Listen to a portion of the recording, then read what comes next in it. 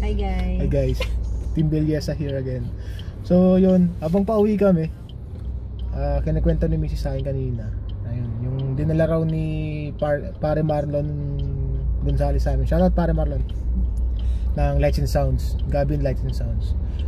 Na tacos. Dito na binili yun kay Doña Ems. So na kay Doña Ems kami. Ma'am, ano masasabi mo sa tacos ni Doña Ems? Sobrang sarap guys.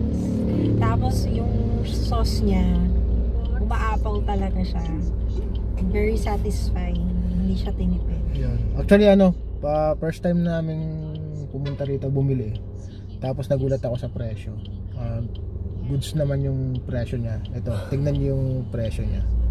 Wait lang guys. Yun guys. Ayan. Yan. So, tingnan nyo na lang guys.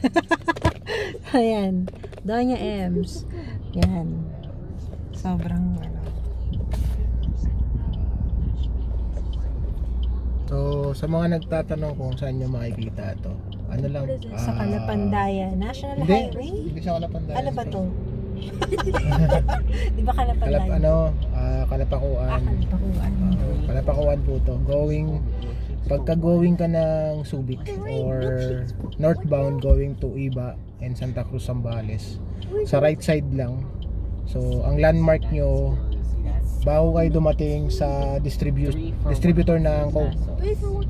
Yun, or bago nitong shop, bago tong Doña Ems, merong hardware dyan. So makikita nyo na yun. Meron din silang branch. Parang yun yata yung main nila sa may St. Joseph School sa Olympic. Yan. Hindi pa natin napupunta. Sa may simbahan. Sa may gilid, sa college. Yun, nandun sila. So yun, modern kami, saktuhan lang. So ngayon ay waiting kami, 20 to 30 minutes. Ang dami, may mga pending order kasi sila. Tsaka sold out na guys yung tacos. So hindi kami makakapag-tacos today. Pizza na lang. Okay. Mamaya, review namin yung pagkain, sama namin sa inyo. Pakita namin sa inyo yung pagkain.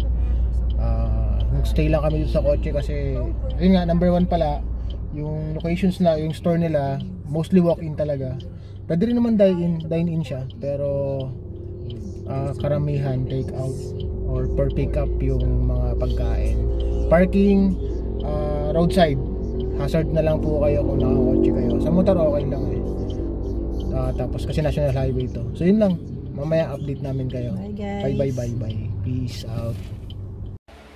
So yun nga, kadarating na namin dito. Tingnan natin kung ano yung itsura nung pizza ni Doña Ems.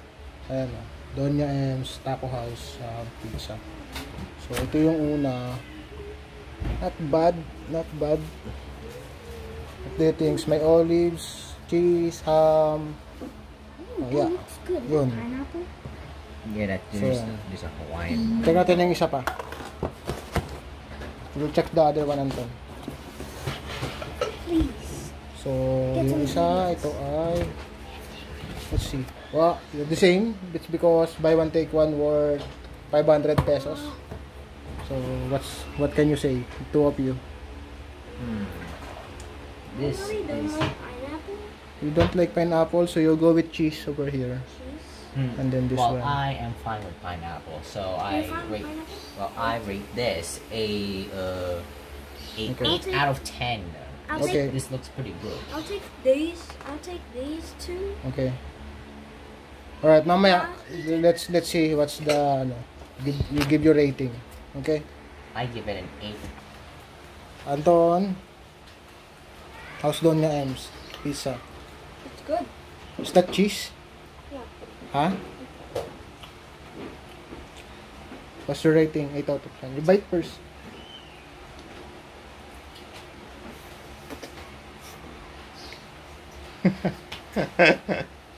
What? Yeah, that's a lot of cheese.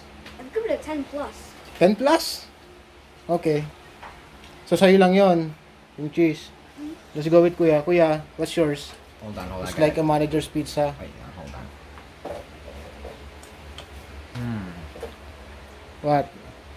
This is definitely some of the better tasting pizzas I've tried. This gets a 9 out of 10. This is very good. How about Tagalog? 9 out of 10 po.